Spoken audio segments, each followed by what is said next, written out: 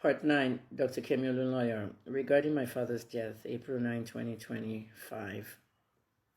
There's a lot of spiritual things that happened with my dad because he had a lot to do with the occult world. Even though he became born again, he went right back to the occult stuff. He does it all the time. And my father was the Balogun of Oyo, and he had other chieftaincy titles. As the Balogun of Oyo, he defends the empire.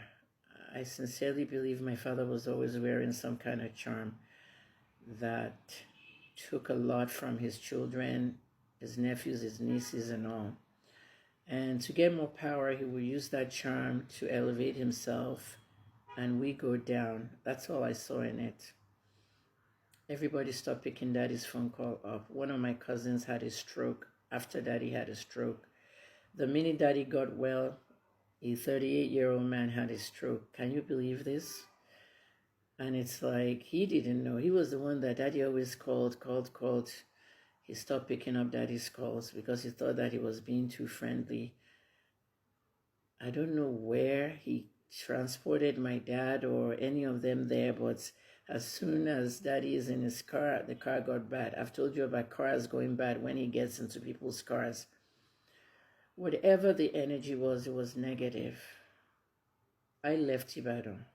I saw my dad last during the armed robbery that happened, the fake armed robbery. You need to go read that on Facebook. And when I left Ibadan, I left Nigeria. I never one time went to Ibadan after I left because I believe that if I step into Ibadan, everything that I did and achieved in Lagos would go down again. It was like that. You don't know my father. Whether you're a journalist, you're a politician, whether you're anything, you don't know my father. What would I remember my dad for? I told my cousin, he called me, he said, all of a sudden, my numbness has gone. He still has stroke symptoms. A man that's going to be 39, his numbness was gone when he called me. My father had died. My father had a stroke and he was suffering from that stroke. And I won't mention them. They were posting on their Facebook pages, his people, begging God for them to make it, begging God for this. And they were calling this young man. My dad was calling this boy till the 4th. He died on the 6th. He said, Daddy called me so many times. I was wondering, what does he want now? He wanted your power. He wanted to suck up your energy so that you can get the stroke again. I'm a spiritual evangelist. I know what I'm talking about. Don't come for me. I've battled nerve neuropathy in one of my legs. I asked my fans to donate. You will see people in the comments who say, isn't your father a former governor? I say, former governor is what's supposed to pay me. Did I ever go to a politician in my life to beg for money for journalism or anything I'm doing? It was my fans that always asked for money to crowdfund what I was giving them. But my medical fundraiser, we didn't make it. So I had to look for an alternative. Something always stops my money when I'm looking for money. I woke up one day, the bank in Canada froze my account because they said it's no longer in my name. That KJ turned 18, so he pushed to KJ. Must suffer 3 months before I could retrieve my money. KJ has to go into First Bank, open an account there, dollar accounts and everything, so that we could retrieve my money. At the same time, you will have problems with another company. All this is happening because of the occult atmosphere that I was in. Iya Shogun, Baba Shogun, sisters in Shogun, Ugbon Shogun. I had to leave Ibadan. You saw me in Lagos. Those of you that saw me saw how well I looked. I didn't look emaciated, thin, beaten up. I gained weight. I looked better. I did so well in Lagos and I left Nigeria. After the Oromoni case and all the trauma I went through with celebrities telling people to beat me up, you can't go out, they harass you in supermarket, harass you anyway. Now I started arresting people, calling Ajabos to beat up people, people coming to my gates. That country is full of animals. Now my father died, you want me to come to Nigeria? You think, hey, mon koto wan le, hey, mon files to wan shishi.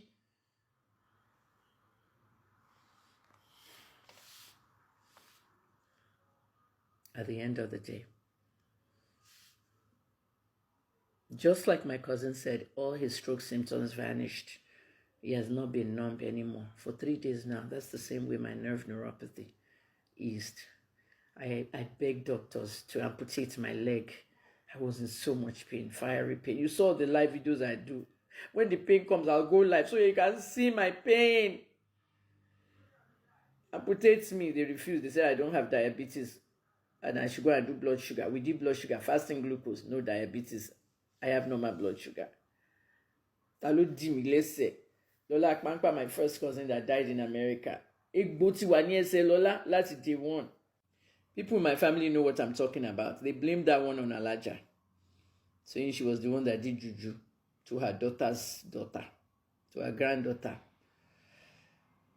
The very same leg Lola had the bruise. She had SSO, sickle cell, which killed her. The very same leg she had the bruise is the same leg I have the neuropathy. Like I said, I've never told anybody which eyes of mine is non-functional, and I've never told anybody which leg. I don't. Those are spiritual things. I wear glasses a lot when I'm doing videos too, so that you don't see my eyes blinking 100 times a minute.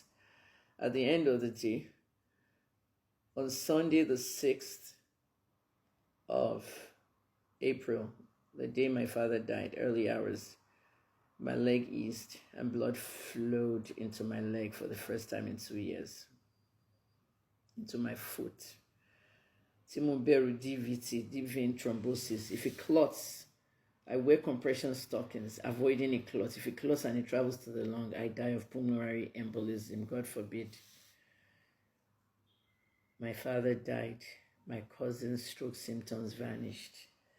My blood flow into my leg happened. I went to see the acupuncturist. He said, this is great. And then you think about reading Miss Dodi's scriptures for healing. Olunloyo now. Some of you are going to write in the comment, so your daddy died now, all your ailments are gone. You better wake up and know what's spiritual around you. I don't share anything I'm doing with anybody. I don't tell anybody where I'm going, especially your family. I'm teaching you a lesson now. The last time I saw Daddy, he called me to the office to pacify me. After they beat me up, he didn't want to see my bruises, anything. That fight hadn't happened then. I don't know why he called me to the office, but he tricked me there. He said, I want to see you, make an appointment. I made an appointment, go to my father's office, and he said he wants to show me his will. I'm like, for what? It's your will now. He now handed his will over to me, told me to read it. I read it. The people that are supposed to execute his will, they're all dead. Uncle Shegun, Uncle this, all my uncles, they're all dead. So I noticed some people in that will that should be getting, I noticed somebody in that will got 1 penny, because that person never cared about him, and it's a child. The other person I noticed was someone got some land, and I'm like, why am I not the one getting this land, Daddy? That's how I was looking at him.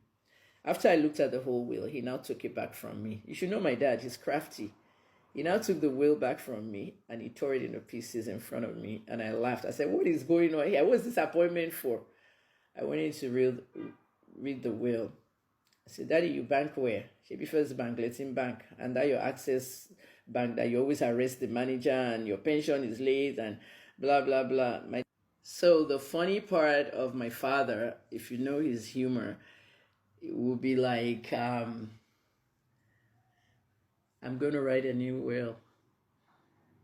So you called me to come and see your old will, eh? I'll post that picture on that day.